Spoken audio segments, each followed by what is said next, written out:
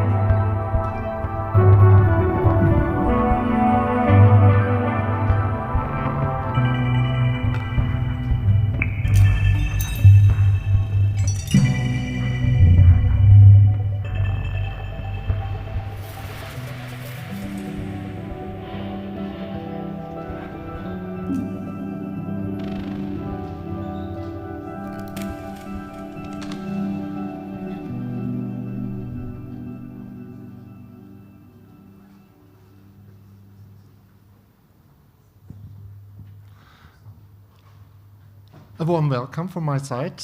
Again, we already started with two sessions already, but this is the official welcome for the expanded conference on animation and interactive art. It's the 30th edition. It has a big history already. We started with a symposium on expanded animation, closely connected to the pre-Ars Electronica category. Back then, it was entitled computer animation. And we started with this discussion that already started at the beginning of Ars Electronica in the early 80s, when we thought about, I was not involved back then, when the experts and artists were discussing what could be time-based media in the context of media art, and vice versa. So what could be animation in the context of media art? And the symposium evolved. We invited the top prize winners in the category computer animation. We featured them on stage, and of course at exhibitions. As you have already probably seen some exhibitions already at Ars Electronica. And the conference expanded, then it was a two-day symposium under the umbrella of the Animation Festival. And we started a smaller conference, and 2 years ago, we switched from symposium to a conference format. And since this year, we have a great collaboration with ACM SIGGRAPH, and we have the big privilege to publish the proceedings in the ACM library. Unfortunately, they are not now available, but maybe in the next days, so I will keep you posted. But it's, of course, a big event already, and some already mentioned that it's a small event within the big Media Art Festival. So we have a brilliant program for you the next 3 days. We counted 40 presentations and more than 50 speakers from a lot of different backgrounds and nations. We will have in the afternoon 2 conference sessions, and we will continue with a lot of conference sessions tomorrow and also on Friday. The conference sessions are, so to speak, the selection of the call for papers. So we got 100 submissions this year, and we picked 28. So unfortunately, we could not invite all the contributions. But on the other hand, it's an acceptance rate of 28%. That's quite good. And we have of course, also curated programs like what I would like to feature tomorrow is the artist perspective, where we feature 4 artists. And we also have the privilege to see the projects at Deep Space. So we already had Alessandro Bavari at Deep Space and the collective Total Refusal. Alessandro Bavari got the Golden Nicker in 2010, and he presented an AI version of his piece from 2010. And that's, of course, great to have the people here on stage, get in touch with them, talking about their artistic vision, but also see the piece in a very, very big, on a very big screen and a very nice setting. Of course, we have a very, very important date. Everybody who is contributing has to be here again on Friday, 6 p.m. We invite everybody to join us for the expanded awards. I can already announce that we will give a small trophy. We started already last year with the so-called Golden Mickey that is connected, of course, a little smaller version of the big Golden Nicker, you know, but it has, of course, a connection to animation. We will let you know on Friday. And we will give awards and honorary mentions to the papers. And afterwards, there will be a very informal closing. That's more or less a party. So please join us on Friday, 6 p.m. In addition, so the conference has already 3 pillars. And we have this year kicked off expanded summer school. And of course, the expanded play exhibition that already has its 2nd edition. Here is a schedule of the venues. We are here at the Ars Electronica Center, and there is the recommendation. If you haven't seen it, Atelierhaus Salzamt, you can see it over there. There is a very nice exhibition on playful media, selection of student pieces from the University of Applied Sciences, Upper Austria, but also pieces that will be presented here as well. For all the people who know the conference already, there is a big archive already. Everything is documented in a very proper way because a lot of students from the University of Applied Sciences, Upper Austria, are involved in the production team, and we do a lot of documentations, and we have a great archive where you can do a lot of research on the things we discussed in the last 12 editions. And we do, of course, a video stream, and you can participate, of course, also in the stream. Maybe also a short outlook on the conference that will, of course, evolve a little bit more in the next edition. We have 2 sessions. We have the 6 sessions, but we had a call for paper for art and research papers. We mixed the contributions in the session in terms of topic, so that's the reason, but they will also be highlighted if it's more a research paper or an art paper. So we don't distinguish between a short and a full paper. We are more focusing on research papers that are more in an interdisciplinary way, that also connect to media theory, conduct a survey, HDI service a service, for instance. And the art papers are focusing on an artistic work. So that's many cases, if you don't know in which category you should submit next year, ask me or my team and we can help you. We will probably include a little bit more tracks in the next edition, more about that than at the closing session on Friday. So I think without any further ado, greetings from Gerfried Stocker. He was invited and he said, maybe I'll come, but as Ars Electronica is such a big event, so many things are happening at the same time, and he is still busy with his rehearsal for the Pre-Ars Electronica Award ceremony on Thursday. So if he is not coming in right now, then greetings from Gerfried Stocker. So if you have the privilege to come to the Pre-Ars Electronica Award ceremony on Thursday, note you need an invitation, then you will probably meet him. And without any further ado, let's kick off the expanded conference with the first session, and it's a great pleasure for me to welcome Birgitta Hosea, one of the chairs for the conference and long-term collaborator and friend of Ars Electronica. You have been on jury and also involved in the expanded conference since years. So welcome on stage, Birgitta.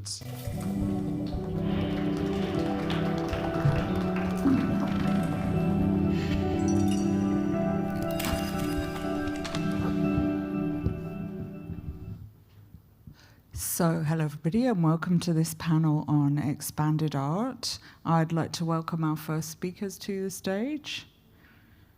Chi-Hung Huang, Ji Yin Tai and Yun Chun Lin. Welcome.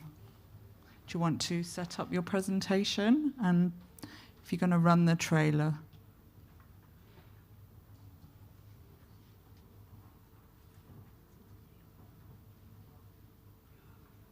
They're going to run a trailer to introduce you.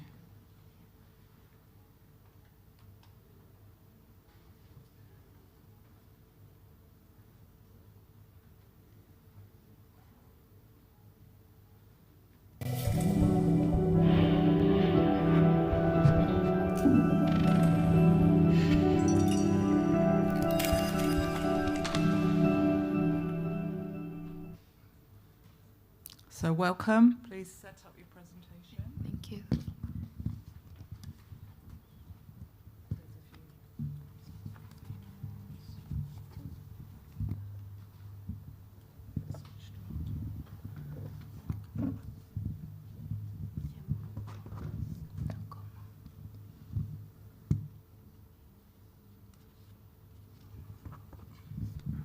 And just a friendly reminder that your presentation is 10 minutes, so I will be policing that very heavily and reminding you when it's 9 minutes. Okay. Hi, my name is Dai Juergen. I'm glad to be here to present our paper title, The Active and Passive Limitation in Message Transmission. I'll be the presenter for the first part, and Huang Ji-Hong and Juergen will cover the rest. Let's start with memory and media. The storage of memory and the sending of messages are closely linked. Memory is the base of human society. It needs to be kept, shared, and studied to be passed on. Messages are the way memory is carried, so the medium of transmission plays a key role. From oral speech, handwriting, telegraph, photography, TV broadcasting to the internet, each sweep has changed the speed, reach, and the form of communication. As Marshall McLuhan said, the medium is the message. This means the way we understand a message is shaped by the medium itself. The medium and the message live together and affect each other. Different media also bring different emotional qualities. Writing keeps information but loses immediacy. Telegraph speed up but loses details. Photography and TV create immersion, but emotions may also be turned into product. In today's network work, Hawkins described the connective turn, where memory is freed from archives, but at the same time becomes scattered and diluted. This makes us ask, when a message moves across different media, can it still keep its emotional depth and realness? But on the other hand, let's think about, if the form of media changes emotional depth, then limited and unlimited media should lead to very different ways of communication. So, for people who live in today's world of unlimited communication, what happens when they meet a medium full of limits? As Claude suggests, with proper encoding, one can save time or channel capacity and still carry meaning. In limited media, encoding itself may hold strong symbolic and emotional weight. A good example is the pager. In Taiwan, people call it BB call. Back in the 1990s, it was more than just a device. It became a cultural symbol. Even though it had a lot of limits, people came up with their own coded language and turned it into something creative. On this slide, you can see some cases. The green number are codes people in Taiwan use, like 5201314 means I love you all my life, or 886 means bye-bye. The pink ones are for English-speaking users, like CULAR for see you later, or 143 for I love you. So the pager wasn't only about restrictions. Those limits push people to invent new ways of expressing themselves, and that's why it's such a useful case for thinking about what limits could mean in today's digital age. Our project 900 MHz uses the pager's limits and working system as the starting point. It raises two main questions. In today's age of unlimited connectivity, can limits bring back deeper emotional involvement? Second, can media shaped by limits inspire richer symbolic expression?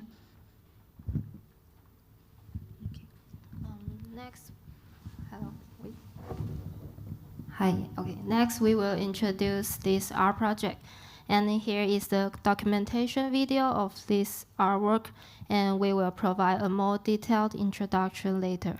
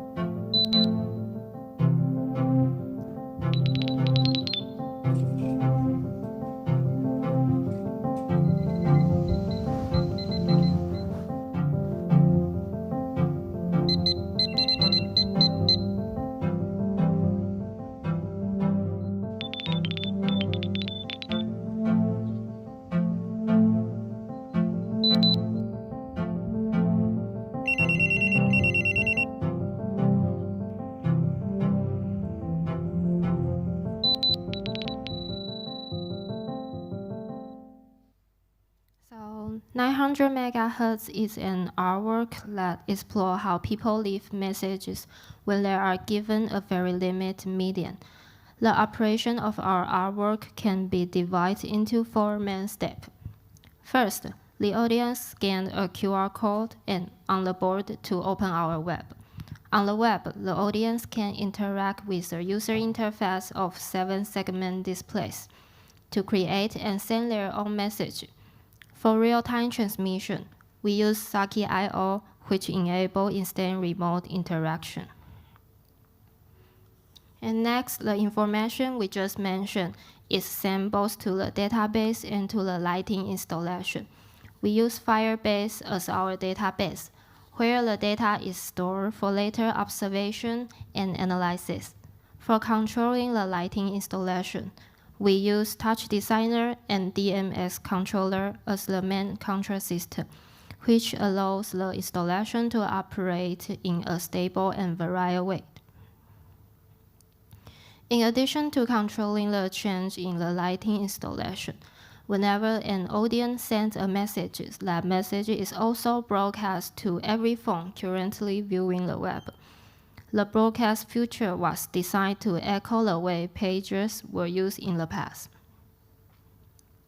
Finally, the lights change according to the order of the message sent by the audience. Between each message and at a certain interval, the additional flowing light effects are displayed to create variation. So that is how the whole system of this artwork operates. This work was first exhibited in January 2025 at the Juergen Lantern Festival in Tainan, Taiwan. During the festival, the daily number of participants ranged from about 700 to 1,200. Here you can see photos of how the audience engaged with the work on site. Among the most popular inputs were numbers and codes such as 1314520, 9487, and 5201314. Other participants entered things like their OmniID numbers, phone numbers, English characters, commemorative dates, or even emojis. We also received valuable feedback. Many visitors resonated with a 7-segment display as a form of messaging, which made it easy for them to interact with the work. They also reflect on the similarities and differences between past and present communication. We noticed that many messages were closely tied to cultural memory and personal emotions. This means the messages were not just symbols or surface meanings, but reflection of generational language and emotional memory. Because the 7-segment display imposes certain rules and limits, people have to think more carefully about the relation between symbol and meaning. This also raised awareness of how something as common as sending a message changes in its emotional quality as technology develops and convenience increases. Looking forward, the 900 MHz project will further investigate regional and generation difference in language and communication. Here are the references we drew upon for this research and project. Finally, before we close, we would like to share that we also have a new work exhibited at Post-Sitting Campus, which is called Unheard, Unseen, Undone. We warmly welcome you to visit and share your feedback. Thank you.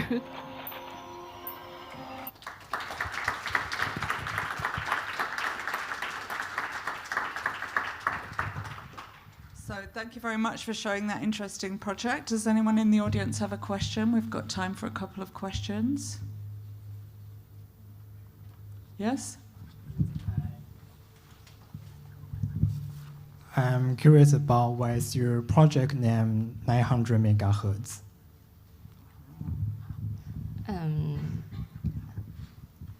Our project name 900 megahertz because the 900 megahertz is the main frequency we use in Taiwan's BB call and also in Asia.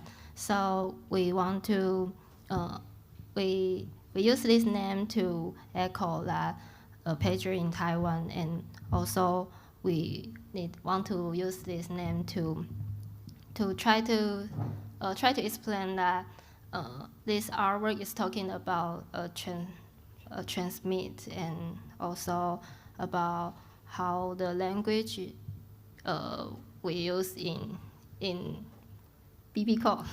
Yes. So any other questions? If not, I've got a question for you. So you said that with your project you want to find a deeper emotional engagement with a limited form of technology. Do you think you were successful, and how did you measure that amongst your audience? Did you do a survey? Did you interview them? How did you get the feedback to see if you were successful in creating a deeper emotional impact?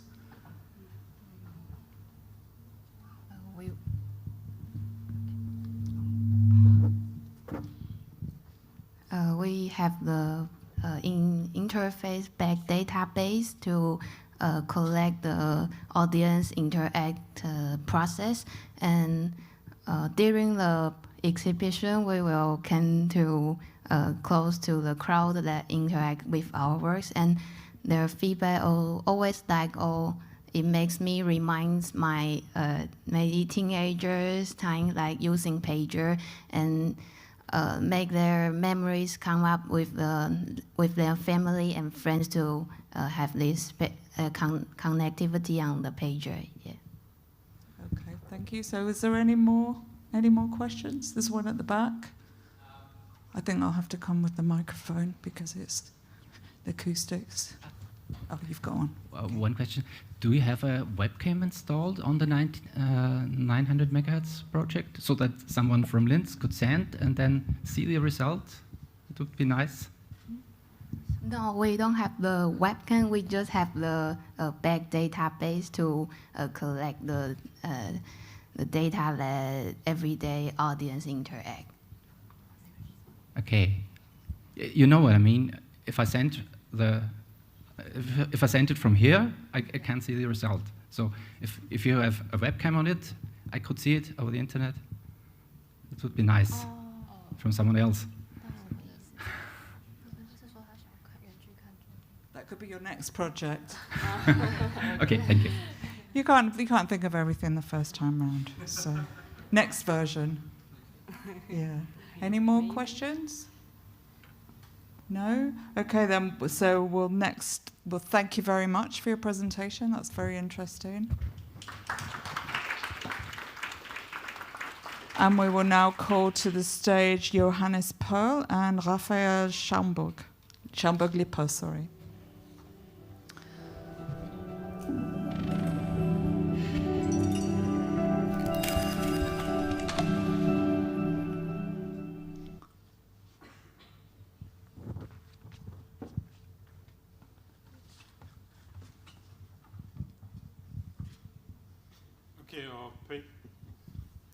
Our paper is called Shattered Realities, Memory, Machine, and the Animated Space of Gaussian Splatting. It is a case study of our artwork, Persistent Time-Sync Resonance. We are Maria Pfeiffer, which was basically our guiding light, and without her, the paper would not be finished. Then we are Arno Deutschbauer, who was in charge of the field recording and the sound design.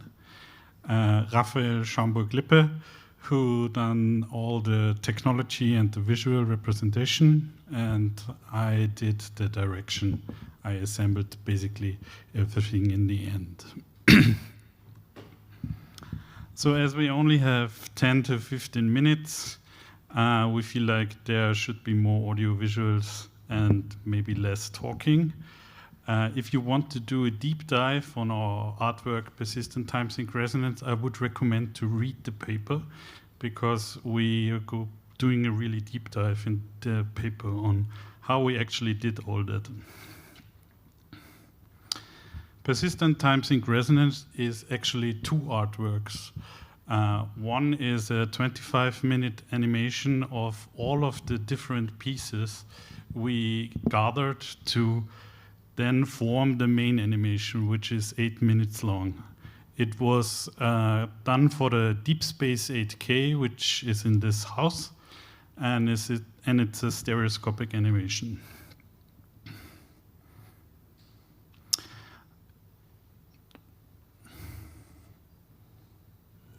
Let's have a look at the bit of the archive.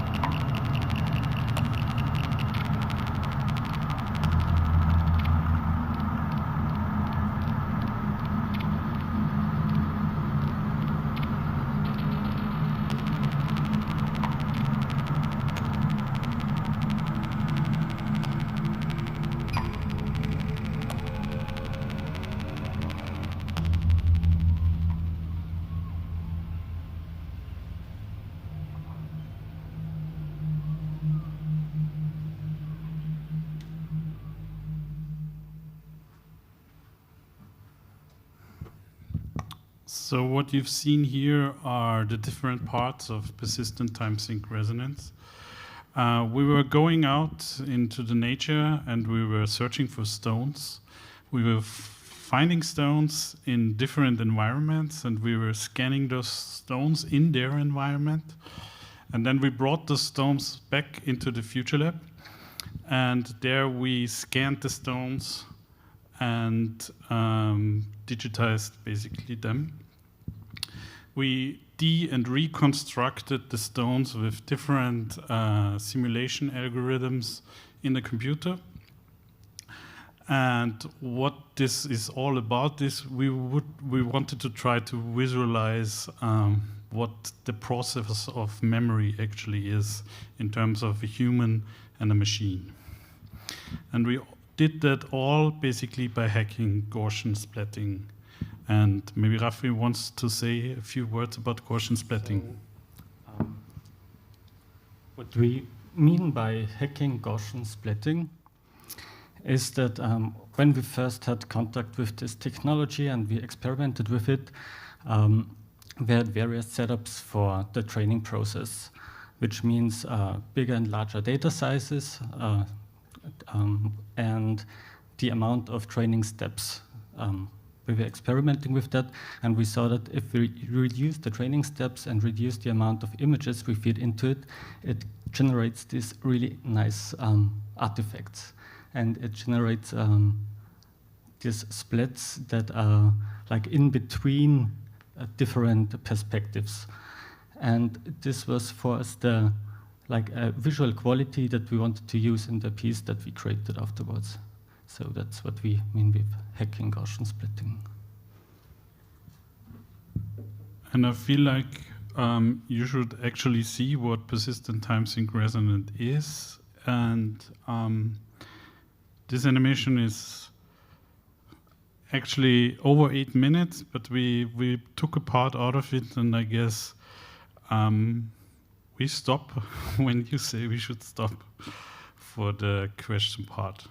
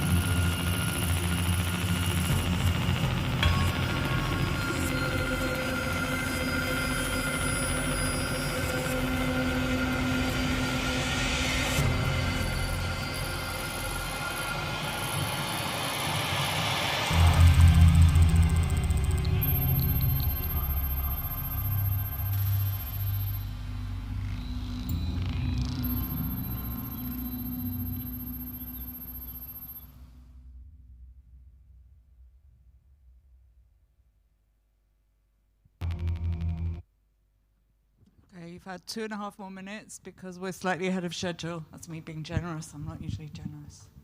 Has anybody got any questions? Have we got a microphone to the front, please?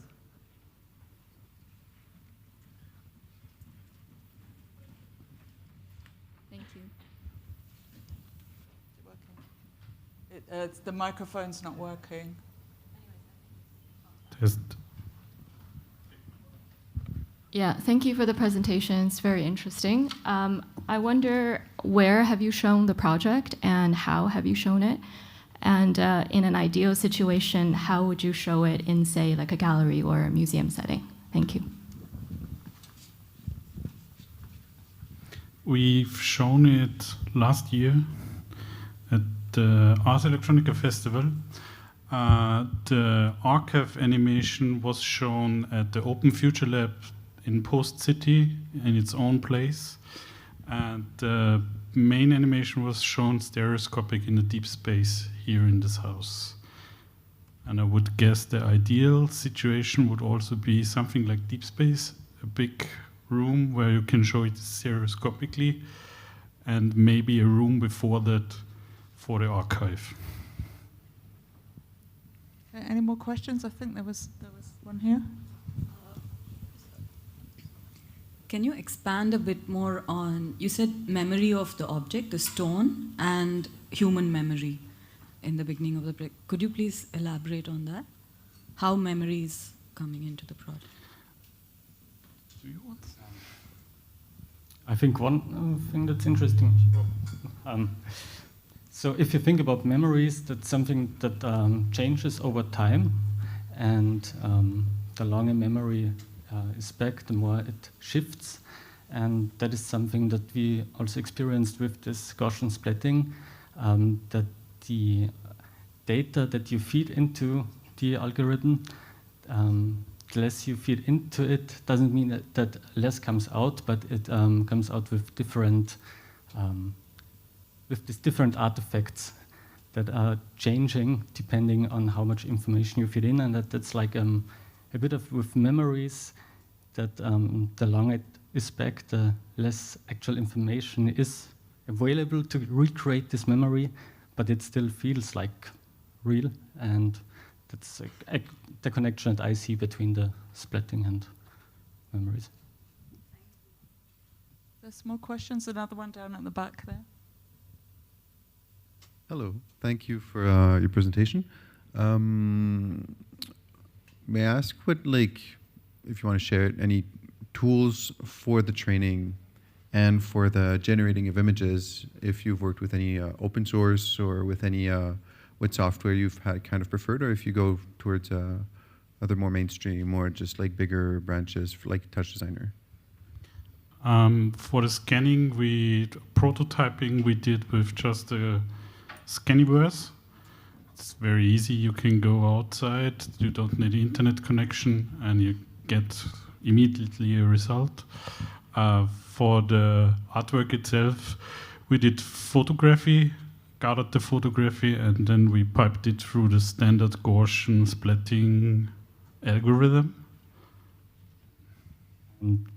Then we used Unreal Engine and a plugin for that with a custom Niagara particle system that we adjusted to show the splats the way we wanted. Thanks. Sorry, I forgot a little part of my question. Did you leave place to intervene or to do, let's say, live improv for the project, or it's mostly for rendering or?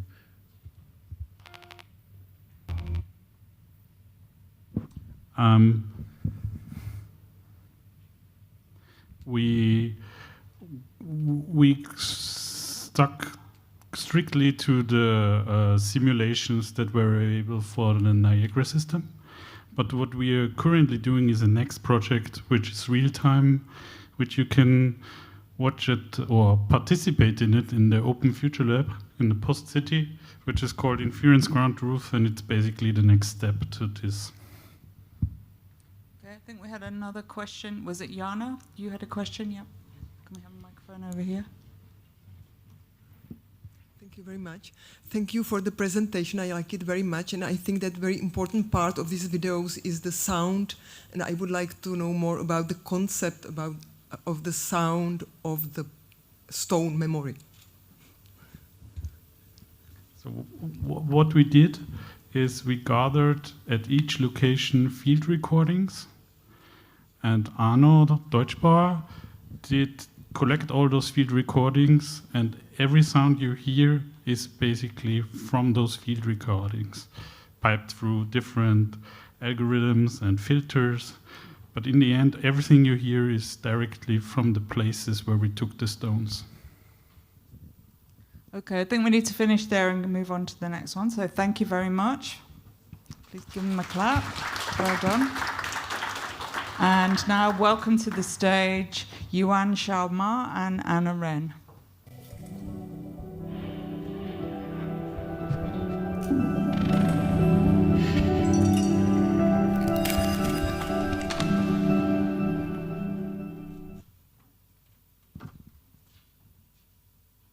Hi. Okay. Hi, everyone. Thank you for being here, and I'm really honored to present my project, the Guinea Pig Eligibility Test. My name is Anna Ren. I'm a multimedia artist and researcher, and this is a collaboration with work with Maggie Ma, who unfortunately cannot be here today. And before we dive into this project, I would just like to give some few keywords that gives a little glimpse into what this project is about. It's about clinical trials and the system and who is eligible for experimentation. It's a real-time animation that captures biometric data and transforms them into a human hybrid character. It's an interactive experiences that uses a test questionnaire to ask the participant to fill. And it is also about guinea pigs. So why guinea pigs? I would like to give a little bit more history and context to this term. Firstly, and literally, guinea pig is an animal historically used and bred in medical experiments. It is also a term that is symbolically meaning a metaphor for human test subjects, symbolizing the loss of agency. And it is also a synonym for involuntary test subjects as well. So when we say this is a guinea pig, under some circumstance, this is a guinea pig too. So the blurry line between the animal test subject guinea pig and then the people who are eligible to become a guinea pig in real life is presenting something that is truly playful, but also deeply disquieting. So our project is based on two questions that become really central. For one, what is the relation between medical exploitation and scientific progress? And for two, what is the best means of representing this unfortunate connection? To explore these questions, we built an interactive system that asks all of our participants to fill a test questionnaire to determine whether they're eligible to become a guinea pig. We're building a speculative world where boundaries between human and animal, observer and observed, essential and inessential collapse. And here is the participant experience and how it unfolds in practice. To start off, we are presenting them with a consent form where it's giving content warning and letting them know what to expect, and they must consent in order to progress in this interactive component. Secondly, after the consent form, they're going to be asked them to fill a whole questionnaire about some socioeconomic status, their health care insurance, and some vulnerability markers. And throughout this questionnaire, we're going to determine whether they're eligible to become a guinea pig. And if yes, their facial data will be quietly captured, and it is consented by them before. So we're going to present them with a guinea pig human hybrid with their very own face mapped onto the texture of the guinea pig. And it is rotating 360 degrees on a round table. After that, we're going to ask them to consent again on whether they would like to join a farm, which is a collective environment where all of the hybrid are walking together and gathered around. It is also emphasizing how, as they are walking in a program structure, on how it is more like a produced population rather than having individuality and freedom. And now I would like to go on the highlight, which is one of the most important design decisions of this project. We're using an inverse scoring system throughout this whole questionnaire process that in conventional institutional settings, most of the time, the more privileged people are being rewarded, such as who have higher income or higher education, stable health insurance, and etc. But here, we're doing the complete opposite, to where that the people who are more vulnerable are rewarded, such as having a quite unstable income or health insurance. And we wanted to kind of make vulnerability become a currency that surfaces on how in the real world that medical trials, it is often targeting to people who are in this situation and who are in a marginalized position, that because they have to consent for the necessity. And here we wanted to use this 3-attempt structure to let the audiences to understand what our scoring system is, which means that we are giving them multiple choices, multiple chances, so that they can slowly understand what this system is about and to game the system, essentially. We wanted to spectate and manipulate and see how all of the audiences might adapt to the system that we are creating. So to start off, by the first attempt, there's going to be an ambiguous form that they have to fill with no live feedback. They have to fill every question before getting something. Of course, if they're deemed eligible, they're going to be transformed to the hybrid. However, if not, we're going to prompt them with a notification of system data shows signs of privilege, and we are prompting them to try again. So by the second time, we're going to have an eligibility marker by the bottom of the questionnaire, which is pushing real-time feedback on how each answer can shift the eligibility. And by the second time, if they are still not eligible, we're going to give them and coach them with something that has more direction, asking that, would you like to try again? And this time, you can give a different answer this time. So we really wanted to give them explicit directions and to really coach them, to really encourage them to game the system. So for the whole system, we are trying to mirror how institutions often operate, beginning with unclear rules and no feedback, and then slowly revealing which behavior are rewarded. And this gradual shift encouraged participants to adapt, showing how people learn to comply without fully understanding the system. After being eligible to become a guinea pig, we really started to initiate the hybrid process. And technically, we started with facial detection with webcam and media pipe, where they're required to have a neutral face expression, camera and a centered face, and then also no head tilt. If they fill all of the prerequisite, we're going to live capture and create a facial texture through media pipe, and then map them through Babylon.js with correct and clean topology and UV in real time. And finally, connecting the face mesh with the guinea pig's body. And conceptually, this is literalizing the term of becoming a guinea pig, where data essentially eclipses with the identity. Afterwards, we're going to ask them to consent again whether they would like to join, as we call, the farm, a collective environment where all of the hybrids are just wandering around.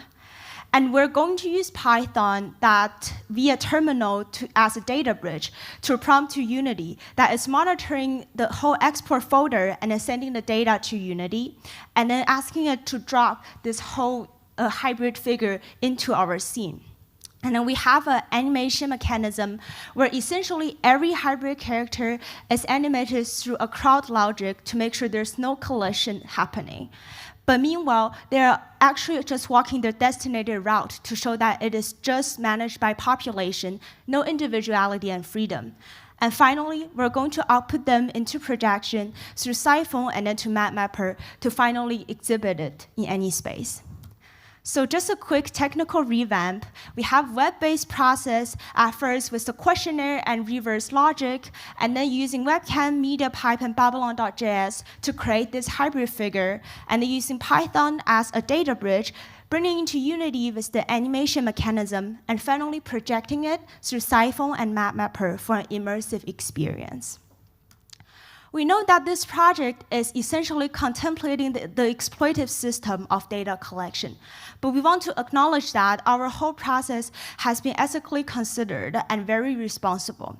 First and foremost, it is the optional participation on this whole interactive component where we are giving them consent form for multiple times and also giving them a content warning, which is shown here. Meanwhile, we have non-identifiable questionnaire, and we have decoupled between the questionnaires data system and the facial mesh. So these are not connected at all and treated separately throughout the whole process. And we have anonymized session tracking with randomized ID, and most importantly, we will delete all of the data after the exhibition, so no data is reused or archived at all. And of course, during the meantime, if any participant would like to withdraw, we can always delete their data permanently. And so this project is about learning the system. But most importantly, it is also experiencing the system firsthand. Participants are being presented with a situation where vulnerability becomes the marker, where unstable social income and etc. becomes the currency. And we wanted to present this here as a lot of participants throughout this experience was trying to provide their answers, but through the multiple approach, they have been lying or changing their answers to really game the system. And we wanted to show that how that might be a reflection of their own privilege as well. So this whole project, we just aim to foster ethical awareness through experience and use this playful interaction to really foster this kind of ethical discomfort and shed some light on who is eligible, who's consenting, what agency is. Thank you guys so much for following our journey, and you can always reach out to me or my collaborator, Maggie Ma, through our email. Thank you. So thank you very much. Do we have any questions from the audience? I've got a question here. I've got the microphone here.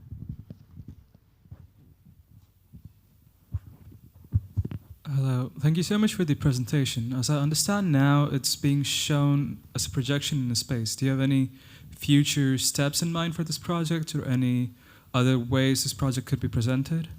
Yeah, so we are actually in the process of preparing a show in New York in late September, where we are trying to show this whole work in a more immersive space where there's going to be immersive projection. One side is the questionnaire, another side is the farm with full wall projection. And we wanted to really create a really immersive experience for our whole project and also for our participant to really feel like they belong into this space. So yeah, if you will happen to be at New York late September, let me know. I'm happy to chat. Any more questions? No? I could ask you one then. I could ask you a traditional kind of fine art question. Where is the artwork? Is it in the questionnaire or is it in the final animation? I think that's a very good question. I feel like our project is developed firstly through a hybrid character design, actually. So we started off with creating this guinea pig and human hybrid sculpture at first, and then we think about what is really behind it, and we feel like the questionnaire, which really fostered a whole experience of having multiple attempts and letting like the participant to really think about and know and really try to game the system, I think becomes a very important part of this whole project and says a lot to our theme as well.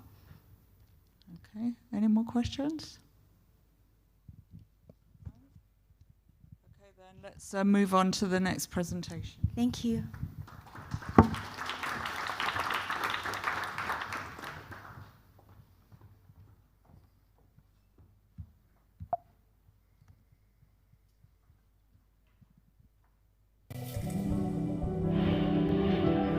So our next speaker.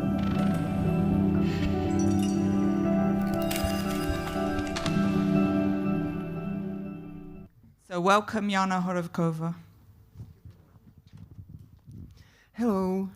First, I would like to thank the organizers for having me and for the opportunity to share the results of my research with you. This paper presents findings from my exploration of the effective research methods for studying the history of digital art, conducted within Czech Science Foundation-supported project, Local Digital Art and Culture as Subject of Historiographic Research. The project aims to establish a methodology and initiate foundational research on local digital art in the broader context of digital culture. The research began with a central question: how can we write the history of digital art today? And this leads to us to further inquiries. Which historical methods have been applied to digital art so far? What are their advantages and limitations? Which approaches and the research designs should be refined or even newly developed? Let's begin with the overview of an English language monographs on digital art history. This is not an exhaustive list, but it offers a useful snapshot of current state of digital art historiography. It shows that field often relies on traditional art historical methods such as periodization, canon formation, and the publication of primary sources. It shows that at the same time, authors employ varied approaches. Jack Burnham introduced a mythification perspective. Michael Rash and Stephen Wilson emphasized intermedia framing. A documentary approach focusing on sources and documents is seen in the work of Ardip Fruin and Montfort and partially in Schanken's book too. Meanwhile, Christian Paul, Mark Triebe, and Rena Jana and Wolf Lisser represent a traditional narrative style offering a structured overview and surveys. Based on reprints, updates, and circulation, book Digital Art by Christian Paul stands out as the canonical historiographical work in the field. But in recent years, digital art historiography has been a notable, we can see notable rise in online databases. Like monographs, these databases can be grouped by their goals and methods of content collection and disseminations. They are databases operated by memory institutions and universities like DADA Digital Art Database, ZKM Archive, Lima Archive, Artport. There are databases created by institutions to document their own activities, Ars Electronica Archive, Transmediale Archive, V2 Institute for the Unstable Media Archive, and even archive of this conference. And finally, there are community-based databases built through collective efforts of communities, for example, runme.org, ADA Archive of Digital Art in central aspect, and Variable Media Questionnaire Project. Online databases contain significantly more digital artworks than printed monographs. This difference stems from the nature of each format. printed books are limited by structure, cost, and space, especially for color images requiring selective curation. In contrast, digital databases are designed to grow over time with virtually no limits on volume. They support both textual and visual or audiovisual content and benefit from digital features like nonlinear organization and flexible access. Given these qualities, databases are an ideal format for collecting, organizing, and sharing foundational research in digital art historiography. This calls for broader reflection on research methodologies suited to database environments. Publishing research in database format is not just practical, it reflects a shift from books and visual culture to program media culture. As Lev Manovich knows, just as linear perspective was a symbolic form of the modern age, the database may be seen as the symbolic form of the computer age, end of quote. The internet itself is often described as a vast database or digital archive, and even individual digital objects can be understood structurally as databases, comprising data and software. While databases may lack the flexibility of physical archives, their key advantages lies in the use of database management systems, which enable users and applications to capture, manage, and analyze data efficiently. The shift from physical archives to digital databases has transformed research methodologies in art history and the humanities, contributing to the rise of digital art humanities.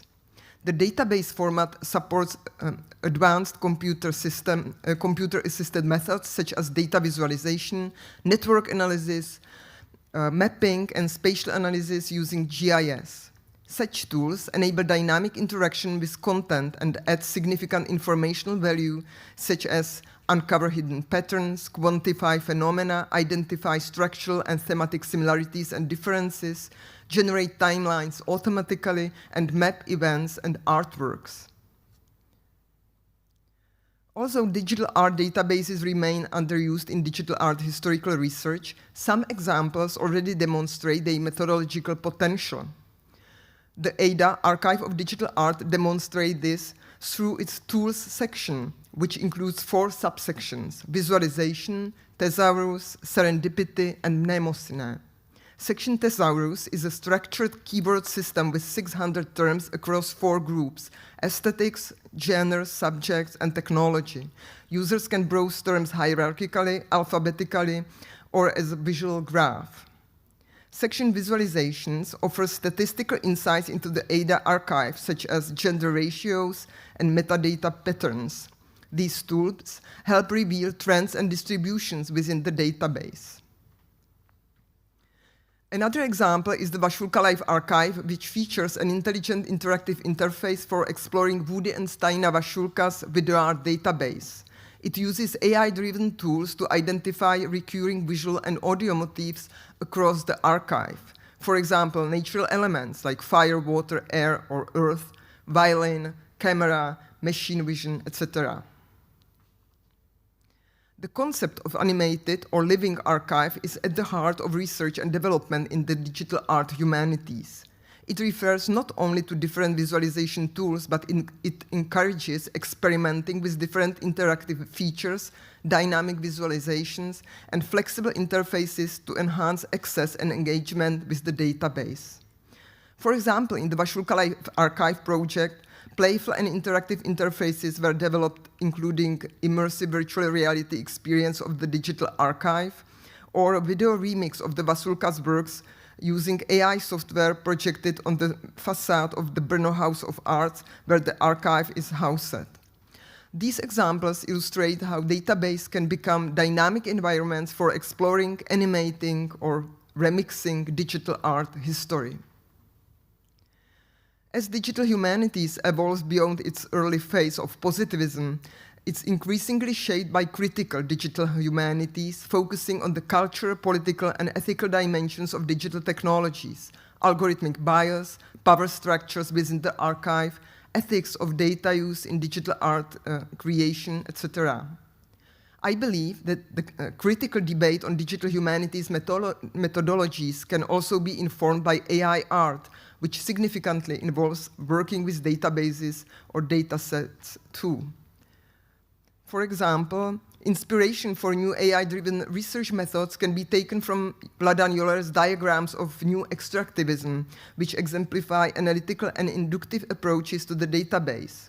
A similar method was used by Tomáš Jaburek in the group exhibition AI, All Idiots, where he extracted and visualized data from the Czech contemporary art database artlist.cz. AI can support speculative curatorial strategies too, as seen in the Black Box project. Here, unsupervised AI software sorted artworks created during COVID lockdown, acting as an alien curator deciphering remnants of human civilization. The project was presented as an online exhibition at Ars Electronica Festival in COVID year 2020. Another example is Claudia Larche's work, AI and the Art of Historical Reinterpretation, Filling Gender Bias Gaps, awarded an honorary mention at Ars Electronica 2024. Her project critiques gender bias in historical data sets and uses AI-generated images to build a fictional archive that reinterprets history with inclusivity and diversity. Another method can be found in Refik Anadol's projects, for example, unsupervised machine hallucinations. His works transform databases into immersive, brutalist avalanches of digital matter, revitalizing the database content through synthesis in endless self-regenerating remix. Similarly, in the exhibition AI All Idiots, Tomáš Jaburek used data from artlist.cz and encouraged users to generate synthetic images via a mobile app that remixes visuals from the database. Refik Anadol stated, I guess the process is that the researchers either in industry or in academia will develop new techniques, new code, will post them as open source onto GitHub, and then artists appropriate that and then move in different directions with it, end of quote. However, this process can work in reverse. Artists may influence how researchers think about the methods of dataset-based research too. As demonstrated, AI art employs critical, speculative, and subversive strategies to engage with datasets, challenge conventional archival practices, and thereby contribute to the evolving methodologies of digital art historiography. The convergence of digital humanities and AI-generated art methods opens new possibilities for a critical, speculative, and data-driven historiography of digital art. It invites scholars to actively engage with digital tools and reconsider the methodologies of art history in the age of the database. Thank you for your attention. Thank you, that was really interesting. Is there anybody who wants to ask any questions? No, well, I'm going to dive right in then because I could talk quite a lot about this. Issue with archive, I mean, you talked about power structures within the archive because a database, like any form of archive, has been collected by a certain institution, like you said, reflecting them as an institution and their history. And so there's a certain collecting logic behind every database. And one of the things with archives is that key terms are historical. How do you work around that? For example, I've worked in digital media for a long time, and I no longer say multimedia. The word multimedia is completely obsolete. So many terms from old digital art are now completely obsolete. So how do you deal with that if you're searching now? Yeah. I was searching for it's the problem of the thesaurus, as for example, Ada project was dealing with. And I was also doing research about the terminology in Ars Electronica archive, because it's very interesting. There you can see how in time are changed the titles of different sections in which artists are competing for the prizes, and it shows how the terminology is evolving during the time. So I prefer to make it transparent, to show the system of the terminology and to show it in time, how it, for example, merged into one term, or in another way, it's somehow in some moment. It's not intermedia, suddenly it's performance and video art, and then again it's maybe some multimedia in 80s. So I think the transparency, to make it visible, the hidden structures, it's the proper strategy how to deal with it, because I think it's not useful to, for example, to erase the history, but to show it on the timeline and maybe in some context why it's changed. It can be interesting. Yeah, because I mean, even Juergen could talk to this sort of strand that we're in today would have started out as media art and then got into computer animation and then expanded animation. So even this category has evolved over time, animation art. So. Yeah, and I was also thinking about the title of the research project, and I landed in digital art, that nobody wants to call this because it's too technology, somehow connected with the technology, but I found out that the interactivity of the digital media is at the end of the whole process of the video art, the real-time interaction with the technology. It's somehow like peak of the evolution of that interactivity, human-machine interaction. And I also found inspiration in the digital game or video games, academic discourse, where they split the timeline according to technological innovations. I know it's anachronical, but it helps to teachers to share the basic knowledge with students, and then you can speculate, and then you can deconstruct it, but you need the timeline. Yeah. So the other issue with the database is the overwhelm of the amount of information that's in there. And so are you sort of suggesting that it would be the art historian who's looking through the database and becoming a sort of a gatekeeper and finding a way to navigate that information and present it to the public? Yeah, so I think that now we don't have the problem of like all overwhelming information, because these projects are still quite small. Because every institution is building its own database with its own keywords, and there is some group of people. It works usually some time until they run out of money. So I think that we have different problem. It's other thing with, for example, Google Art and Culture project or Europeana, where they built on the long history of the physical archives. They use their metadata and they collect it in one environment. There is another problem, that it's somehow extracted from the original archives to the shared environment. And yeah, there can be some other problems. But I think that with that big amount of information, there is still question of the methodology, how to approach it, what is the research question, what I ask the archive, what answer I am looking for, and then you maybe have to add some other information, historical, from technological history, personal. You have to add some interviews with the artists and other technicians. So I think there is lack of information, in fact, in the archives. Is there any more questions? Otherwise, I'm going to ask. Oh, there's one at the back.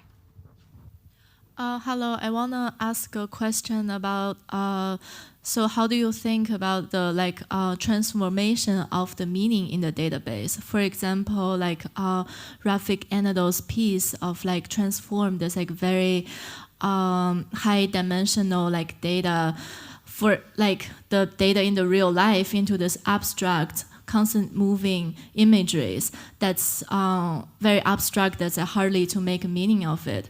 And how do you think this degradation in the information itself?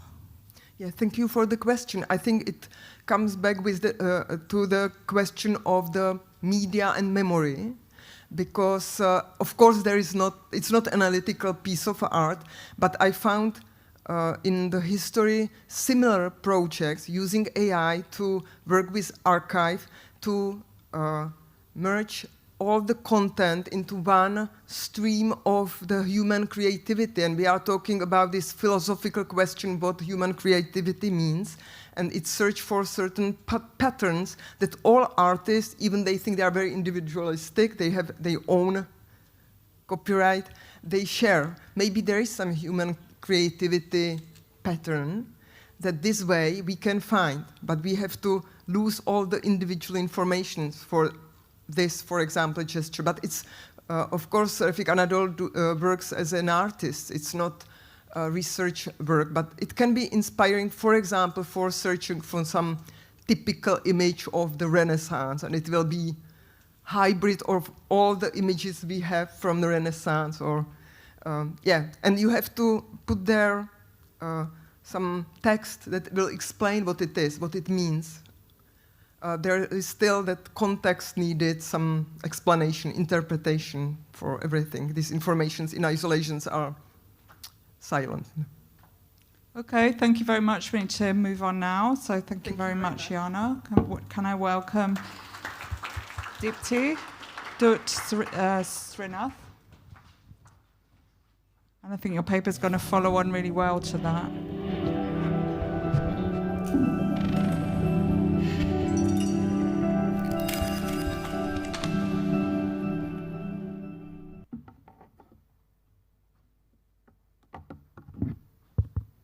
Hi, good afternoon, everyone. Thank you so much for being here, and I want to thank the organizers for giving me this opportunity. My research looked at this question, if the message of art is bigger than the tools of the artist. This is an empirical aesthetic or neuroaesthetic study, so psychological indicators of perception, perceptions of authenticity, intentionality, and creativity were looked into in this study in digital media or animated artworks. So to begin with, why intentionality and authenticity are even important. The first thing is there was an ERP study which measured brain data, event-related potential study, which measured brain data and indicated that intention is required in order to appreciate works of art. Another study looked at multiple artworks and gave information about the artworks while these artworks were presented with information. They found that intention forms the differentiating factor between what people consider art and good art, how they differentiate between art and good art.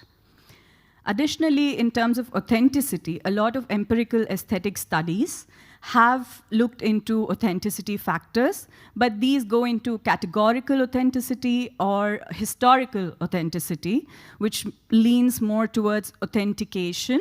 In this particular research, I looked at moral authenticity or expressive authenticity, which is a state between the internal state of the entity and the external expression of what comes out of the entity. It's the relations between the internal and external expression. And apart from empirical aesthetic studies, psychological studies have shown that authenticity is an important factor in mental well-being. It raises the moods, the energy levels, and it also indicates that there's a sense of flow and self-esteem that is increased when we feel more authentic and we are more truer in our own being. So further, this creates a sense of a broad logic of why intentionality and authenticity were studied in these animated artworks.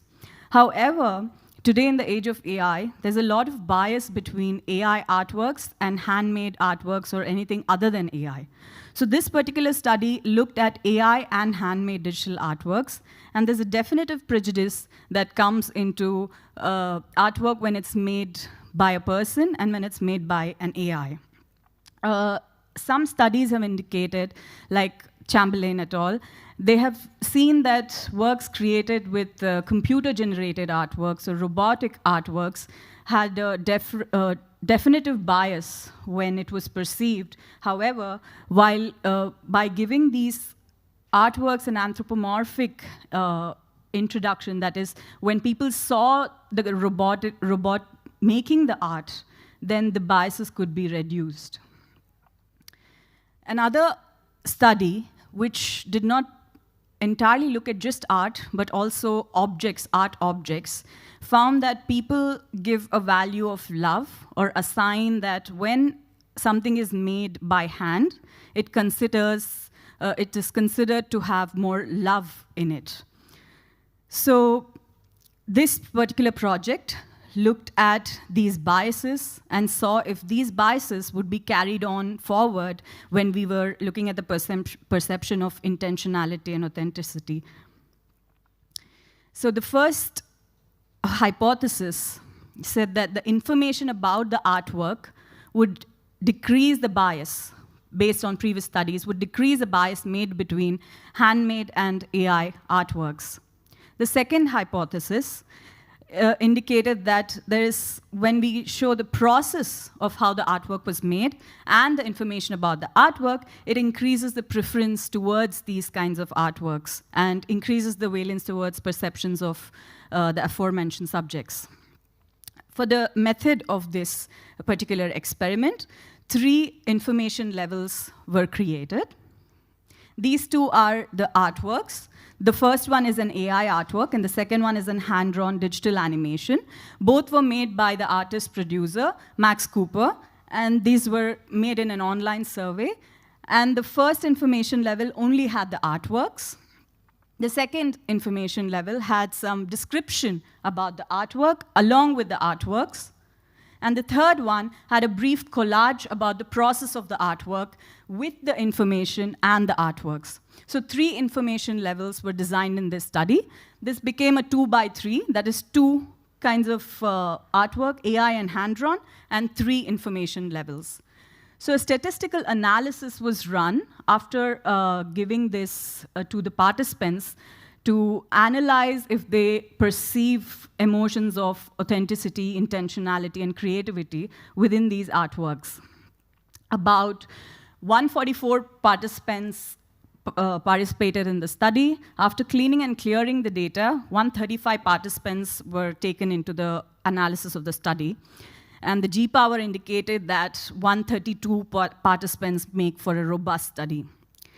And all the participants were from varying ethnicities, and the mean age of the participants was 33 years. In the results, an RM ANOVA, repeated measures ANOVA, was conducted.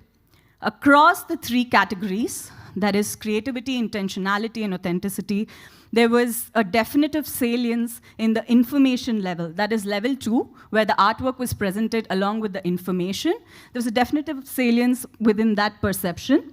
It had the highest ratings, and then the information about the intention and the process, and when only the artwork was given without any information, this third graph is showing the third line of each graph is showing the appraisals of that particular effect. But however, between the 2 artworks, AI and handmade artworks, there was no difference or no, there was no strong statistical analysis which showed significant result between AI and handmade digital artworks that indicated that the message of art, the information about the artworks and artist intentions and other criteria made more of an impression than the tools of the artist, whether it was made by AI or made by hand. And further correlational analysis were conducted. In the correlational analysis, each of the authenticity and intentionality aspects correlated within their respective artworks. That is, in AI artworks, intentionality and authenticity analysis showed that it correlates with each other along with creativity. Another trivia is, which you won't find in the paper, which is only for the presentation, is that a participant's own state of authenticity, that is how they felt while they were doing this online survey regarding the artwork, also correlated with the authenticity ratings that they gave towards these 2 artworks.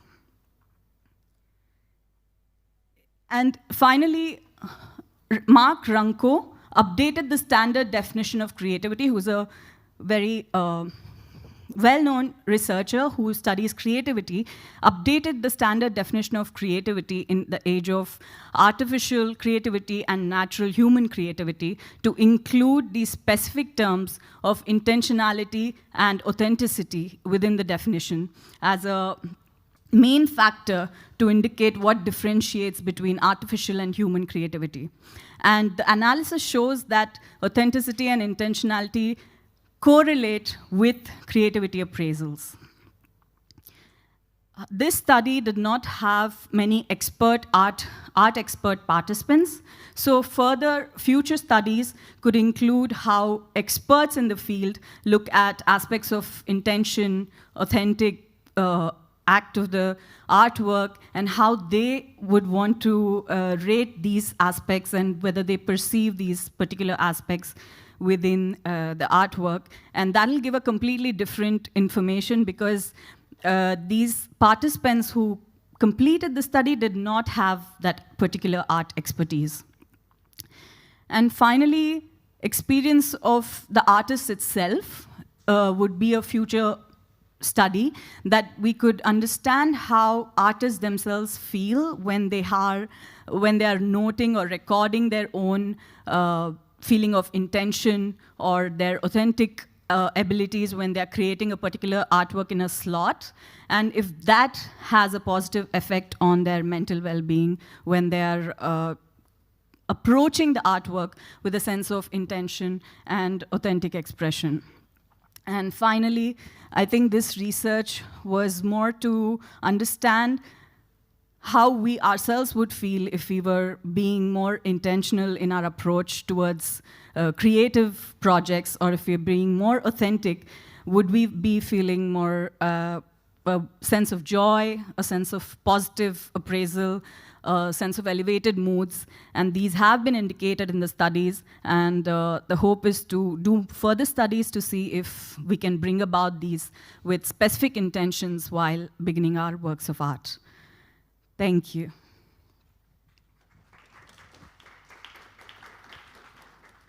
Thank you. If we got any questions, I've got one at the back. Is it Philippe? Yeah. Here first. Okay. Yeah. Question at the back, yeah. Philippe, here with the hat on. Yes, okay. I thank you for your presentation. I wonder how you choose the stimuli at first. Maybe I missed that part. How many stimuli have you chosen? Yeah, there were two stimuli that were chosen. One was AI, and one was a hand-drawn digital animation. The reason for choosing these particular stimuli was that it was produced by the same artists, so there would not be other differences, that the same kind of relative mind would be working upon both. However, individual artists they're separate individual aesthetic artists, visual artists that have worked on this, but on the whole, it was produced by Max Cooper. So we chose this because it was one particular artist. Okay, I understand, but for me, just see at the first impression, these two pieces are the one that AI created is much more detailed than the hand drawing one. So I think maybe the results part might be influenced by the that completion level, I think.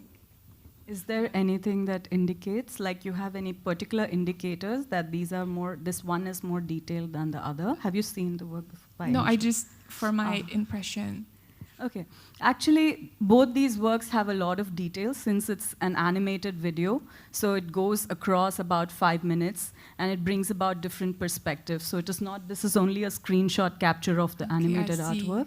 Yeah, and each particular frame of this digital animation was made by hand. And the theme is in threes. So it goes exploring this subject of in threes. And this one is when AI came into a position of creating artwork, this was a beautiful animation where it's a mix of human and AI works superimposed into this video. So the reason for taking this was the narratives of both were quite complex and by the same person. We could carry on this discussion for hours. I could add a lot to it because I've written extensively about handmade animation. But I'm going to give the last question to Philippe because I saw your hand was up. Thank you for your presentation. That was really interesting. We did a survey on the implicit or explicit bias regarding the perception of AI art, and we didn't find any effect in music, visual, and other places. I'm happy to share that. I had a question for you. It's very related to the previous one in a way. It feels like your main effect is the importance of framing in art, and whether it's AI or not, the framing has really a lot of importance. Did you think of using deception to make your measure independent of the work itself? So to follow up on the previous section, the way we do it usually is the two stimuli, you're going to lie to people. You're going to say this one is AI, even if it's not, and you'll see if the effect still holds. Yeah, for this study, I didn't particularly do that because we had different animations. So for this one, we wanted to purely study if hand-drawn effect has a more preference or not. So we chose to keep it real. Maybe for the next one. I think Manovich did that in the book he wrote about, recently wrote about AI art. I think Manovich did some of that.